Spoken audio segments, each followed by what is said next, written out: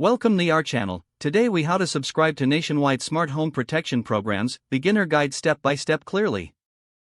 Once you're on the home page, look for the search bar or navigate to the menu. In the search bar, type Smart Home Protection and hit enter.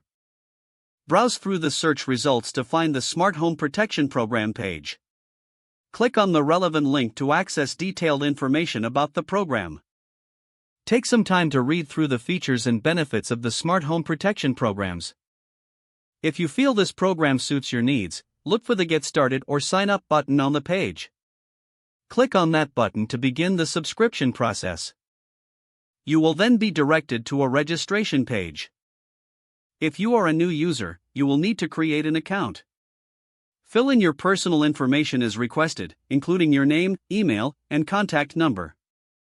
Choose a secure password and confirm it to complete your account setup. If you already have an account, simply log in using your email and password. After logging in or creating an account, you'll be directed to the program selection page. Here, review the different smart home protection plans available to you. Select the plan that best fits your needs by clicking on the Select Plan button. Confirm the details of your chosen plan and check if there are any additional options you wish to include. Once satisfied, click on the Proceed to Checkout button. You will need to enter your payment information on the checkout page. Fill in your billing details carefully. Review all information to ensure accuracy before finalizing your purchase. After confirming your payment, you should receive a confirmation email summarizing your subscription. Make sure to save this email for your records and any future references. That's it. If the page does not load, refresh the browser or try again in a private or incognito window.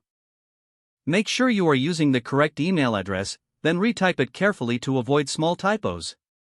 If your password is not accepted, use the reset option and create a new strong password you can remember. Check your spam folder for verification or security emails, then complete any requested confirmation steps.